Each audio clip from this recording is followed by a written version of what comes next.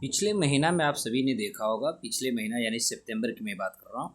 सितंबर 2024 में भारत के अलावे देखेंगे तो भारत में तो बहुत कम इसकी प्रभाव देखने को मिला।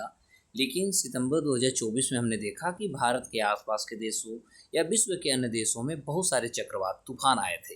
तो आज इस हम लोग एपिसोड जो होगा, इस एपिसोड में आज हम लोग बात करेंगे कि जो चक्रवात जो तूफान होती है, ये चक्रवात तूफान खासतौर पर जो हमारा सितंबर महीना हुआ था, तो सितंबर 2024 में कौन कौन से देशों में कौन से चक्रवात आए तथा इस चक्रवात से क्या क्या प्रभाव पड़े, कौन कौन से क्षेत्र तथा कौन कौन से देश इससे प्रभावित हुए, ये सभी चीज़ों के बाद दूसरी बात आज हम लोग इस पर डिस्कस ये करेंगे कि चक्रवात जो होती है, चक्रवात की जो एक वर्गीकरण होता है, कितने श्रेणी में इसका वर्गीकरण किया गया है, आपके एग्जाम के लिए बहुत इंपॉर्टेंट हो सकता है। और इसमें सबसे इम्पोर्टेंट देखें, कुछ देशों में चक्रवात को क्या नाम दिया गया है। तो ये सारी चीज़ आने वाले जो आपके एक साल के जो एग्ज़ाम्स होंगे, वे सारे एग्ज़ाम के लिए बहुत इंपॉर्टेंट होने जा रहा है। तो आज नमस्कार दोस्तों, मैं आज डिस्कस करने जा रहा हूँ चक्रवात जो सितंबर 2024 में आई है, वे सारे चक्रवात तूफानों के भी हम डिस्कस करने जा रहे हैं।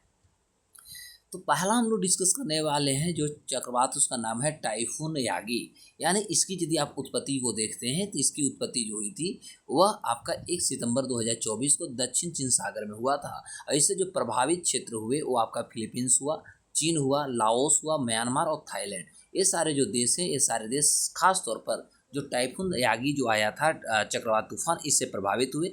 और यह जो टाइफून यागी जो चक्रवात था, इसकी यदि हम वर्गीकरण की बात करें तो यह सबसे खतरनाक था, यानी ये श्रेणी 5 में आता है। इसमें हम आगे डिस्कस करने जा रहे हैं कि चक्रवात को कितने श्रेणी में बांटी गई है, कौन सी श्रेणी सबसे ज़्यादा ताकतवर या कह सकते हैं कि बहुत ज़्यादा खतरनाक होता है। और ये जो आपका टाइफूनी जो यागी था, इसका नामकरण करने वाला है जापान के मौसम विज्ञान एजेंसी द्वारा, इसे नाम दी गई है। तो इसका नाम है टाइफून यागी, जो 1 सितंबर 2024 को दक्षिण चीन सागर में आया था। वहीं यदि हम दूसरा यदि बात करते हैं तो दूसरा हमारा जो है उसका नाम है हरिकेन जॉन। ये हरिकेन जॉन की यदि देखेंगे तो ये 21 से 27 सितंबर तक ये एक्टिव रहा।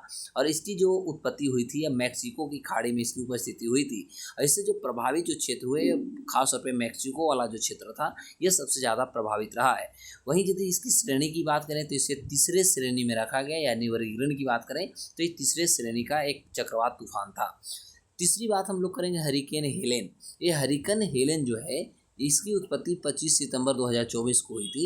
और यह कैरेबियन जो सागर है, कैरेबियन सागर में इसकी खास तौर पे ओरिजिनेशन हुआ था। और इससे जो प्रभावित क्षेत्र रहे खास तौर पर, तो यह अमेरिका के जो पूर्वी तट आपका टेनेसी घाटी हुआ, या पश्चिमी जो वर्जीनिया हुए, और कैरोलिना जो राज्य हैं, ये सारे जो क्षेत्र सबसे ज़्यादा इससे प्रभावित हुए। और यह जो था, यदि वर्गीकरण की श्रेणी से यदि देखें तो यह चौथे श्रेणी का क्षेत्र आता है, या चौथे श्रेणी का ये चक्रवात तूफान था। वहीं यदि हम टाइफून कैथ्रॉन की बात करें तो टाइफून कैथ्रॉन जो था, यह आपकी 30 सितंबर 2024 को आया था। और यह दक्षिण चीन सागर में उपस्थित हुई थी, या दक्षिण चीन सागर में सक्रिय हुआ था।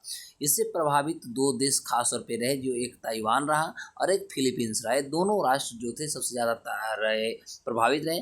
और इसका स्थानीय नाम भी दिया गया, जो आपको एग्जाम में पूछेगा, इसका स्थानीय नाम जूलियन नाम दिया गया है। और यह चौथे श्रेणी के रहे, ये भी ध्यान देंगे, यह चौथे श्रेणी के रहे, या सुपर टाइफून का दर्जा भी इसको दिया गया है। तो ये भी आपको इम्पोर्टेंटली याद रखना है कि इसका दर्जा जो दी गई, ये या सुपर टाइफून का नाम इसको दिया गया है। अब यदि हम चक्रवातों की यदि हम वर्गीकरण की बात करें तो चक्रवातों की वर्गीकरण मुख्य रूप से देखिएगा तो सैफिर सिम्पसन स्केल पर इसको 5 श्रेणियों में बांटी गई है। और जो 5 श्रेणियाँ मुख्य रूप से आप देखिएगा तो इसका होता है कि प्रति किलोमीटर घंटा, यानी 1 किलोमीटर 1 घंटा में कितना इसका स्पीड होता है।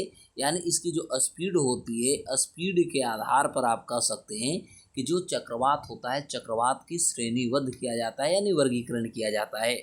तो पहले जो श्रेणी में आते हैं वैसे चक्रवात आते हैं जिनका 119 से लेकर के 153 किलोमीटर प्रति घंटा इसका स्पीड होता है, यानी चाल होता है।